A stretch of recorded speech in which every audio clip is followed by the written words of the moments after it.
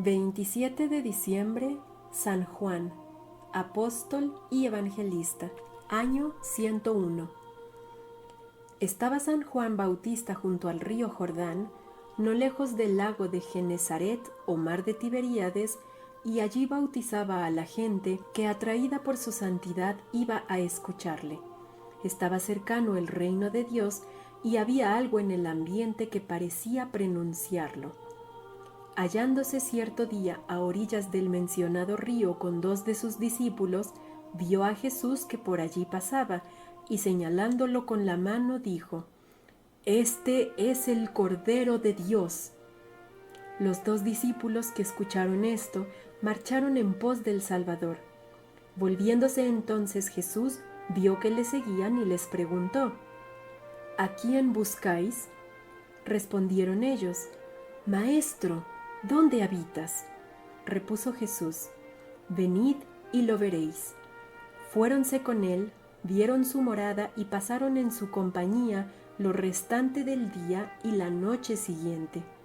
«Oh día y noches felices», exclama arrobado San Agustín, «¿quién nos repitiera los celestiales coloquios de que fuisteis testigos?». Uno de estos venturosos discípulos del santo precursor se llamaba Andrés. El nombre del otro lo calla el relato evangélico. Por modestia, no quiso San Juan escribir su propio nombre al narrar la primera entrevista o conversación que tuvo con el Hijo de Dios. Familia de San Juan. Aquel a quien pronto vamos a conocer con el nombre del discípulo amado tenía a la sazón de 24 a 25 años, edad en que por ley general entra el hombre definitivamente en el camino de vida que seguirá hasta el sepulcro. Era Juan natural de Betsaida, una pequeña población situada cerca del lago de Genesaret y habitada por rudos marineros y pescadores. Zebedeo, su padre, patrón de una barca, ejercía su profesión en el lago en compañía de sus 2 hijos, Juan y Santiago. A este, de alguna más edad, se le apellidará más tarde el mayor para distinguirlo de su homónimo, también apóstol. Salomé, su madre, es mencionada en 3 escenas del relato evangélico.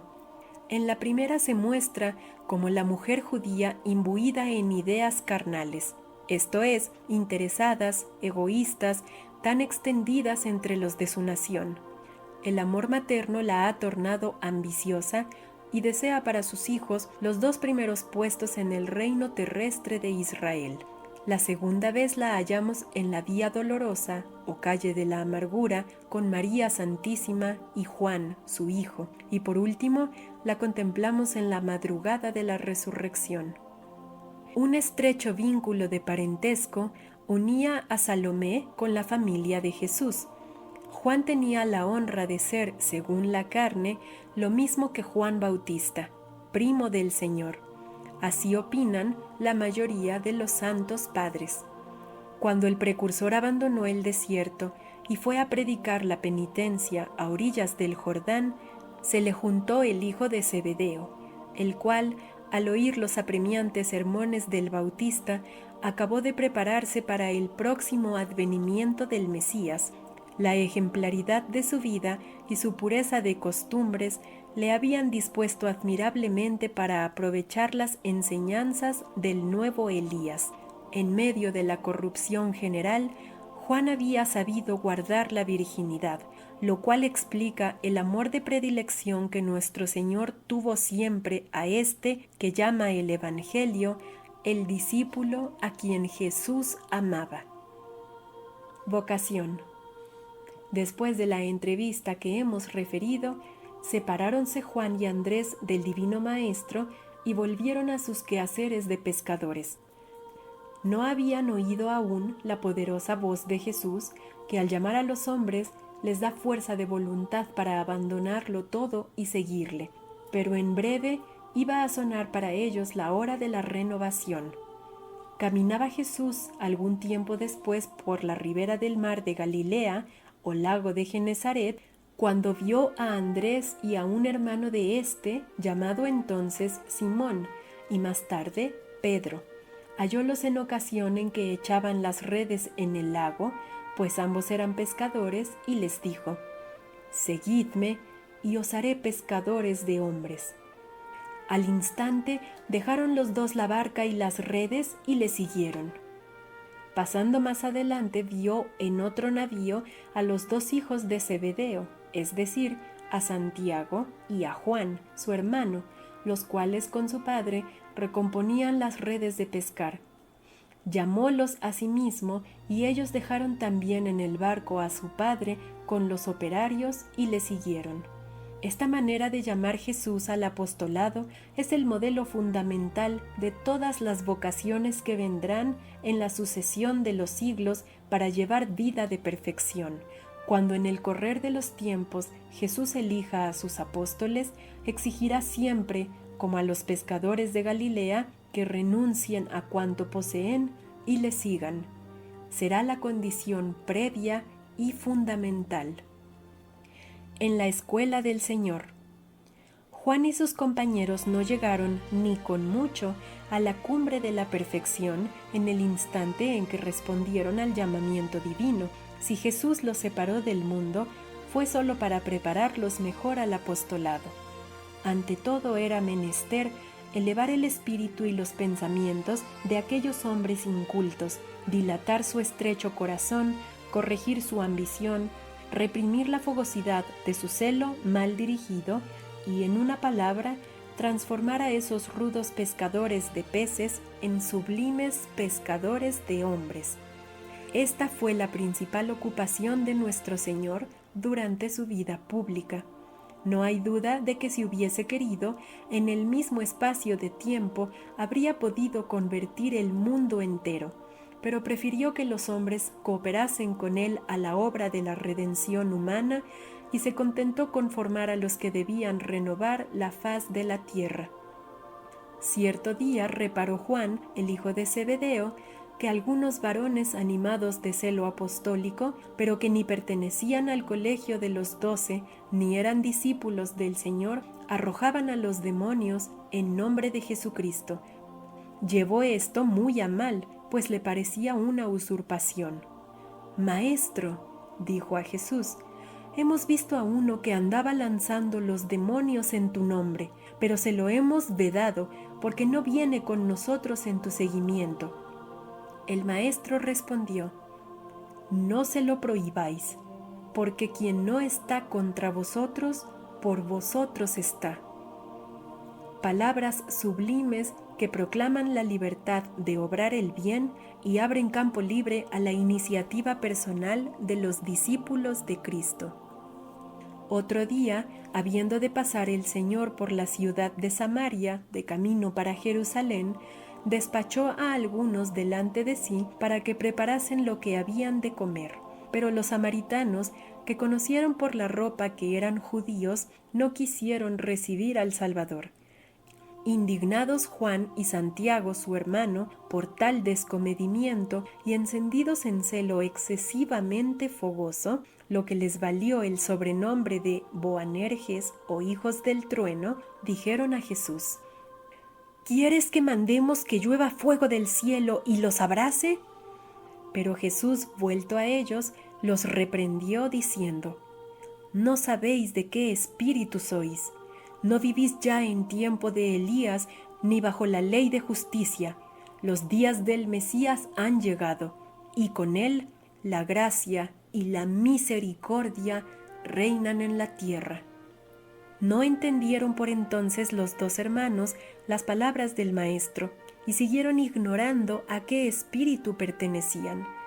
Salomé, su madre, que seguía el cortejo apostólico con otras santas mujeres para atender a las necesidades del Señor, participaba de la misma ignorancia.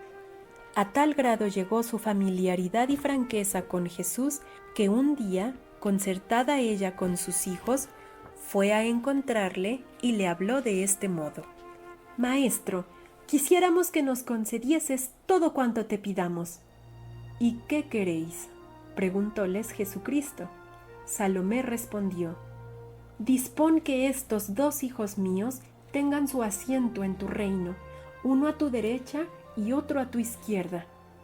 Mas Jesús, conociendo de dónde venía la petición, nada respondió a la madre, sino que se volvió a los hijos y les dijo: No sabéis lo que pedís. ¿Podéis beber el cáliz que yo tengo que beber? Ambos hermanos, sin entender perfectamente el sentido de la divina pregunta, pero sospechando que les exigiría algún generoso sacrificio, respondieron: «Podemos». El Salvador, rasgando entonces el velo de lo futuro, les predijo el martirio. «Mi cáliz sí que lo beberéis, pero el asiento a mi diestra o siniestra no me toca concederlo a vosotros, sino que será para aquellos a quienes lo ha destinado mi Padre». Una hermosa lección recibieron Juan y Santiago en esta circunstancia. No hay enseñanza más elevada que esta, pues encierra en sí la ciencia sublime de la inmolación completa y absoluta, la ciencia del martirio con todo lo que tiene de abnegación. El discípulo amado. Leyendo el Sagrado Evangelio, se va uno percatando de que San Juan ocupa en el colegio apostólico un lugar de predilección. Él, como representante del amor, camina junto a Pedro, que lo es de la doctrina. Para Juan parece que reserva a Jesús las más tiernas efusiones de su corazón. Se diría que multiplica las ocasiones para manifestarle la ternura especial de su amantísimo corazón. Tómalo por testigo de escenas misteriosas que no quiere realizar en presencia de la muchedumbre, sino apartado de ella y aún lejos de las miradas de los demás apóstoles. Con Pedro y Santiago, Juan asiste a la resurrección de la hija de Jairo y ve por primera vez a su divino maestro encararse con la muerte y mandarle devuelva su presa. Algún tiempo después, lleva Jesús a sus 3 apóstoles privilegiados, Pedro, Santiago y Juan, al monte Tabor, se transfigura en su presencia y muéstrales su gloria. Una escena que el mismo evangelista redactará más tarde para enseñanza de la posteridad. Pero hay un instante en la última cena, víspera de la pasión, en que el sacratísimo corazón de Jesús, desbordante de amor, parece querer transfundirse en el alma del discípulo. Copartícipe ya del banquete eucarístico, Juan reclina suavemente la cabeza sobre el costado de Cristo y cierra los ojos corporales para que su alma vea mejor los tesoros espirituales ahí encerrados. Está bebiendo en su misma divina fuente la doctrina de amor que después difundirá por el mundo entero, y bebe también la firmeza y la constancia que nos admirarán unas horas después, cuando sin desfallecer seguirá a Jesús hasta el Calvario. Allí permanecerá en pie junto a su madre y María Magdalena y María, la mujer de Cleofás, haciendo compañía a la Madre Virgen y Reina Mártir que, traspasada por la espada del dolor, llora a su Hijo. Momento solemne es este. Abre Jesús los ojos cerrados por el tormento y ve a María, su madre, y al discípulo amado junto a él. Mujer, dice, ahí tienes a tu Hijo. Y después, mirando al discípulo, he ahí a tu madre. Y desde aquel punto, encárgase de ella el discípulo. Justo era que después de haber participado de los tormentos de la pasión, tuviese parte también en los gozos de la resurrección. El tercer día, después de la muerte del Señor, fue María Magdalena al sepulcro con Salomé y, habiéndolo hallado vacío, volvió apresuradamente a la casa donde Juan y Pedro estaban y les dijo: «Se han llevado del sepulcro al Señor y no sé a dónde lo han puesto».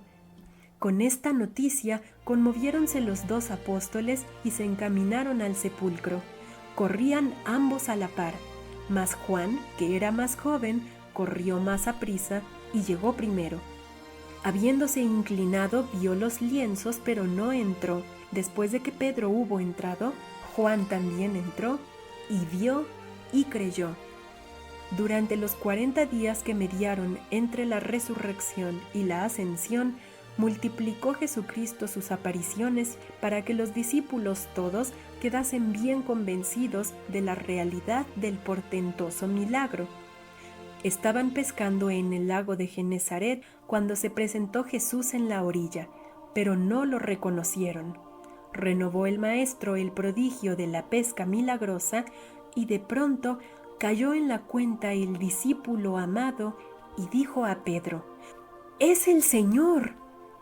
A este propósito observa San Ambrosio que la virginidad fue la primera que reconoció a aquel cuerpo virginal. En esta aparición, después de que el Salvador hubo confiado a Pedro el cuidado de su rebaño, también le predijo que moriría en cruz. En cuanto a Juan, anuncióle en términos velados que sin dejar de beber el cáliz de Cristo, como los demás apóstoles, moriría dulcemente y sin violencia. Después de Pentecostés. Después de la venida del Espíritu Santo, no se ausentó San Juan de Jerusalén tan pronto como los demás apóstoles, pues tenía que velar por la Divina Madre, inestimable tesoro que nuestro amantísimo Redentor le había confiado antes de abandonar la tierra. Según consta por la tradición, vivía en su casa del monte Sión, en compañía de la Sacratísima Virgen, de la que también pudo llamarse hijo predilecto. El hijo del trueno, que antes parecía tan fogoso y vengativo, era ya dechado de bondad y mansedumbre. Su corazón había sido moldeado en el del divino Cordero. Acompañaba diariamente a la afligida madre que en peregrinación iba recorriendo las diferentes estaciones santificadas por los padecimientos de su divino Hijo. ¡Qué sublimes coloquios habría entre aquellos dos corazones! Es de creer que Juan ofrecería cada mañana el santo sacrificio y que la Virgen asistiría al mismo y recibiría el santísimo cuerpo y sangre de Jesús. Después, bajo la dirección de María Santísima y de San Pedro, dedicábase San Juan a convertir a los hijos de la casa de Israel. Subían un día Pedro y Juan al templo a la hora de nona. En la puerta hallaron a un cojo que les pedía limosna. Fijaron ambos en él los ojos y le dijeron: «Míranos». Y él mirábalos de hito en hito y esperaba que le diesen algo. Mas Pedro añadió: «No tengo oro ni plata, pero te doy lo que tengo. En el nombre de Jesús Nazareno, levántate y anda». Y al instante quedó curado. Admiróse el pueblo de este milagro y rodeó a los apóstoles para escuchar su doctrina. Alarmado por ello, los príncipes de la sinagoga apoderáronse de ambos predicadores y los metieron en la cárcel. Al día siguiente, en que comparecieron ante el tribunal, intimáronles que por ningún caso predicasen en adelante en el nombre de Cristo. Mas Pedro y Juan respondieron: «Juzgad vosotros si es justo obedeceros a ustedes antes que a Dios». Finalmente, por temor del pueblo, les dieron libertad. Después del tránsito de Nuestra Señora, dejó Juan definitivamente la ciudad santa y fue a establecerse en Asia Menor, conforme estaba previsto en el reparto que del mundo se hicieran los apóstoles. Habíale precedido San Pablo en aquellas comarcas en las que predicó con gran fruto, y él completó la obra del gran apóstol. Fundó y organizó iglesias en las principales ciudades y fijó su residencia en Éfeso, desde donde dirigía a todos los fieles de Oriente. Juan bebe el cáliz del Señor. En breve tiempo transformó aquellas florecientes regiones. El culto de Diana, antes tan extendido, sobre todo en Éfeso, parecía poco menos que extinguido. Alarmáronse con esto los sacerdotes de los falsos dioses y denunciaron al santo evangelista ante el procónsul romano, que lo hizo prender y lo envió al emperador Domiciano como a mago, menospreciador de los dioses y sacrílego. Por haberse perdido las actas, ignoramos el interrogatorio a que fue sometido en Roma el discípulo amado, pero sabemos con certeza que el emperador mandó le cortasen la larga cabellera que llevaba conforme a la costumbre nazarena.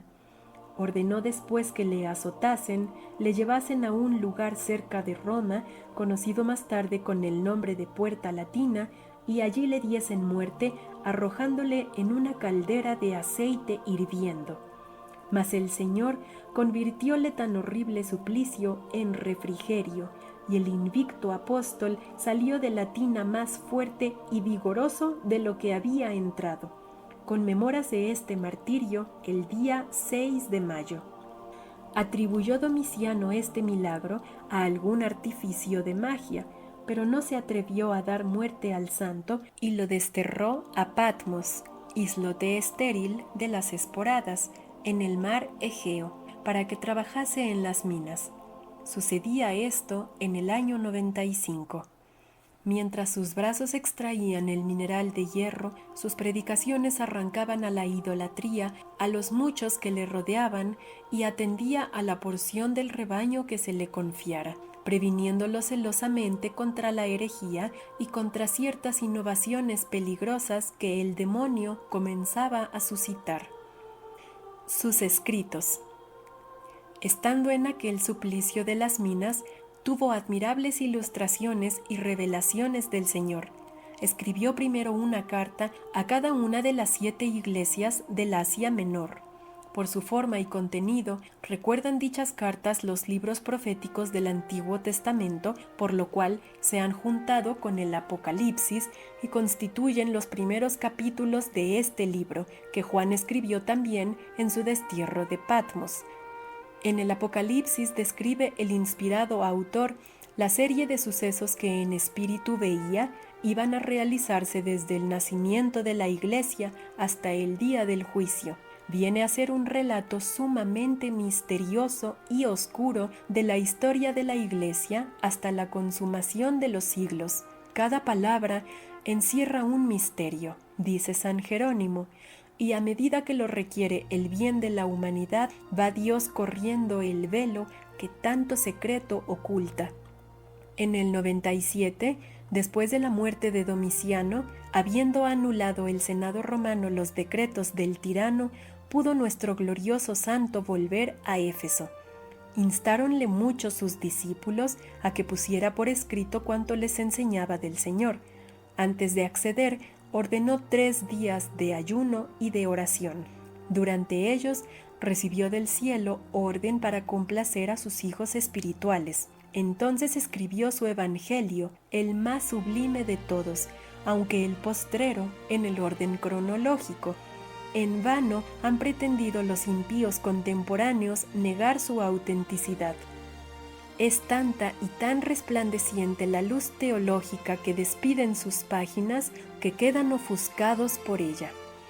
Los demás evangelistas parecen caminar por la tierra con Jesús hombre, pero Juan, cual águila potente, se eleva muy por encima de los querubines y serafines y va a reposarse en el seno del Padre Eterno, cuya divina fecundidad revela cuando escribe: en el principio era el Verbo, y el Verbo estaba con Dios, y el Verbo era Dios, y el Verbo se hizo carne. Palabras que repite la Iglesia todos los días al final de la misa. No podría haberse hallado página más bella para la del día de Navidad. Del discípulo amado quedan también 3 epístolas de desigual importancia. La primera es una especie de encíclica dirigida a las iglesias del Asia Menor. En ella da rienda suelta a su gran celo apostólico. Las otras 2, cortísimas, rebosan paternal bondad y parecen ser sus últimos escritos. Testamento y muerte. Gustaba mucho el santo apóstol de presidir las reuniones de los cristianos, y cuando por su avanzada edad ya no podía caminar, se hacía llevar a ellas y no cesaba de repetir: «Hijitos míos, amaos los unos a los otros». Cansados de oírle decir esto, llegaron sus discípulos a decirle: Maestro, ¿por qué nos repites siempre lo mismo? A lo que él respondía: porque este es el precepto del Señor, y si lo cumplís, no os hace falta nada más. Esta respuesta fue como el testamento espiritual del último apóstol superviviente, el cual, cargado de años y de méritos, durmióse en la paz del Señor en Éfeso, según la tradición, y el 27 de diciembre del año 101.